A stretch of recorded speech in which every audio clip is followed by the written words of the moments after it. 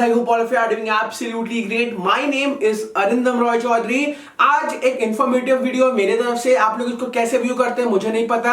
आप लोग इसको व्यू कर सकते हो एज अ मोटिवेशनल वीडियो, आप लोग इसको व्यू कर सकते हो एज अ रियलाइजेशन वीडियो। ठीक है, आपके ऊपर है, लेकिन इस वीडियो को ट्राई करो कि आप आखिरी तक देखो ताकि आपको मेजर इनसाइट्स मिल सके about JEE main January 2021 session. ठीक है, तो आप में से जितने भी लोग पढ़ाई कर रहे हो, आप लोग सोचते हो कि यार हमको जेईई मेंस और जेईई एडवांस के थ्रू, कलेक्टिवली जेईई के थ्रू हमको प्रीमियर आईआईटीज मिलती है, प्रीमियर एनआईटीज मिलते हैं, triple ITs along with some GFTI. ठीक है, नॉर्मली जब भी कोई पढ़ाई चालू करता है तो वो कभी जीएफटीआई का सपना नहीं देखता है। वो हमेशा ये सोचता है कि यार मुझे आईआईटी में जाना है या फिर टॉप के triple IT Hyderabad, triple IT आप इलाहाबाद ले लो, ऐसे ट्रिपल आईटीज के बारे में कोई सोचता है। Top NITs, NIT Trichy, NIT Warangal, NIT Surat, ये सब के बारे में लोग सोचते हैं। ठीक है, कोई बंदा भी सोचता नहीं कि मेरे को आईएसटी शिवपुर में पढ़ना है। ओके, ये बात हमारी पहले यहाँ पे सिद्ध कर लेते हैं। अब बात होती है कंपटीशन की। कंपटीशन हमारा बहुत ज्यादा, हम लोग ये जानते हैं 10 लाख से ज्यादा लोग ऑन एन एवरेज हर साल जेईई मेन का एग्जामिनेशन देते हैं। उसमें से कुछ 1 से 2 लाख लोग सिर्फ जेईई एडवांस लिख पाते हैं, यानी कि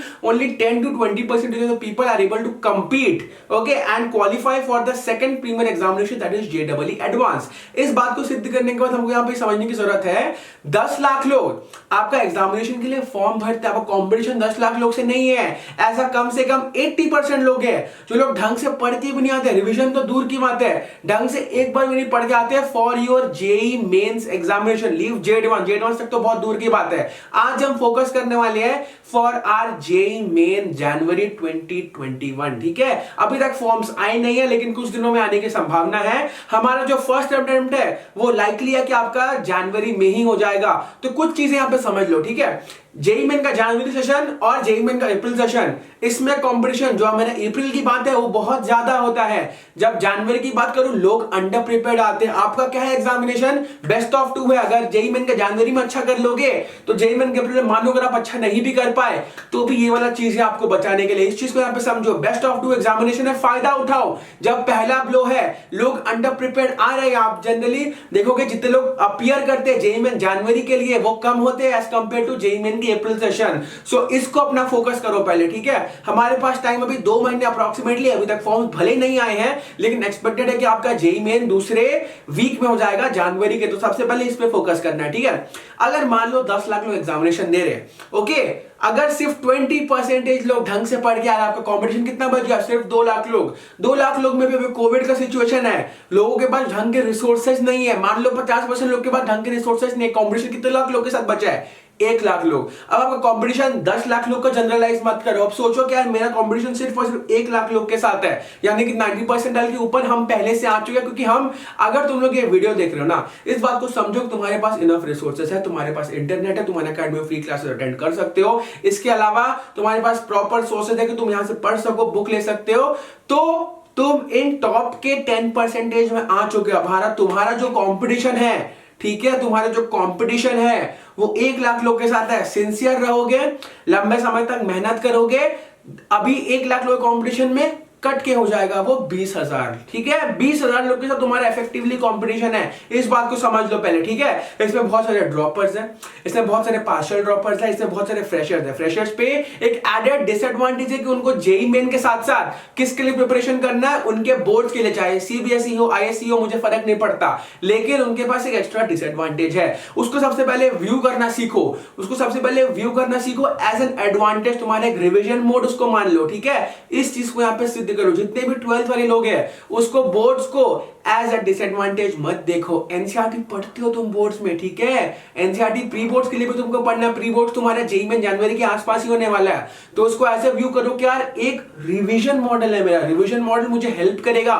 मेरे टारगेट तक पहुंचने के लिए। ठीक है, अब बात करते हैं जो 95% का बैरियर है ना, उसको ब्रीच करने के लिए अगर तुम इज्जत से 40% भी स्कोर कर लोगे ना, 300 का 40% कितना होता है, 120, यानी कि हर 5 क्वेश्चन में से सिर्फ अगर 2 क्वेश्चन में तुम सही कर रहे हो ना, तुम बेटा बहुत अच्छा कर रहे हो, इस बात को यहाँ पे सिद्ध कर लो, ठीक है। अगर तुम 300 में से 120 यानी कि हर 5 क्वेश्चन से भी 3 छोड़ के आ जाओ लेकिन 2 सही बना के आओ तो तुम 95 परसेंटाइल ला सकते हो, यानी कि हर 20 में से तुम सिर्फ एक बंदे से पीछे हो, तुम बाकी के 18 लोगों से आगे चल रहे हो, ठीक है। 95 परसेंटेज लाना क्या बहुत ज्यादा डिफिकल्ट होता है? बिल्कुल भी नहीं। अगर तुमने कुछ सब्जेक्ट्स में बहुत अच्छी अपनी होल्ड बना ली, फॉर एग्जांपल तुम मैथमेटिक्स पढ़ रहे हो, mathematics A to Z SK Goyal के बुक से तुम हर एक चैप्टर से 50 से लेकर 100 क्वेश्चन बना चुके हो, यानी कि तुम बहुत ज्यादा आगे चल रहे हो, रेकनिंग में हो कि तुम मैथमेटिक्स में ही टॉप के 1 परसेंटाइल में आ जाओगे। अलग अलग परसेंटाइल बनती है तुम्हारी जेईई मेन में, अलग सब्जेक्ट के लिए, फिजिक्स के लिए अलग, केमिस्ट्री के लिए अलग, मैथमेटिक्स के लिए अलग, ठीक है।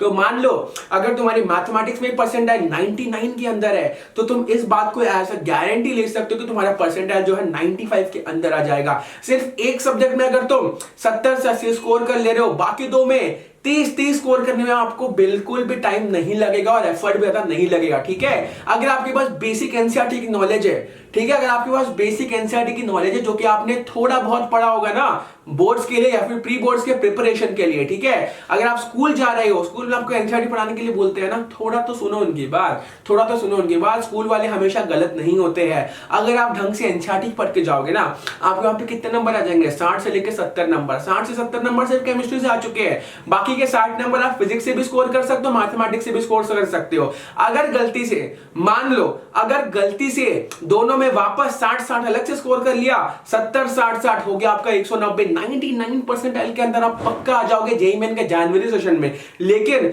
अगर आप सेम चीज करोगे जेईई मेन के अप्रैल सेशन में, अगर आप 190 लाओगे, मुझे नहीं पता कि आपका 97 परसेंटाइल भी आएगा कि नहीं आएगा, ठीक है। 99 परसेंटाइल यानी कि आप समझ सकते हो top NITs, NIT Trichy, NIT Warangal, ये सब में आपको सर्किल ब्रांचेस मिलने का भी चांस है, ओके। तो जब आपका लोहा गर्म है तब स्ट्राइक करने की कोशिश करो। जेईई मेन का जनवरी session, people are damn underprepared. अगले 2 महीने अगर मेरा साथ दोगे, मेरे प्लान के मुताबिक चलोगे, मैं आपको पक्का गाइड करूंगा, एकदम फ्री ऑफ कॉस्ट है। यूट्यूब में कोई आपसे पैसा नहीं मांगता, मैं कोर्स नहीं चला रहा हूं यहाँ पे, मैं बस आपको स्ट्रेटेजीज बता रहा हूं, वो भी फ्री ऑफ कॉस्ट। आपको सिर्फ मेरे पे भरोसा करना है। अगले 2 महीने के लिए हम बहुत अच्छी प्रिपरेशन करने वाले हैं for our JEE main January session. जनवरी में इतना फोड़ देंगे, उसके बाद रिलैक्स हो जाएंगे, जे एडवांस के लिए प्रिपरेशन करेंगे, बिटसैट के लिए प्रिपरेशन करेंगे, और तमाम आपका जितना भी बोर्ड एग्जामिनेशन, अगर आप फ्रेशर हो, आप हर चीज पे फोकस कर सकते हो, ठीक है। लेकिन the need of the hour right now is that हमको फोकस करना है for JEE main January session.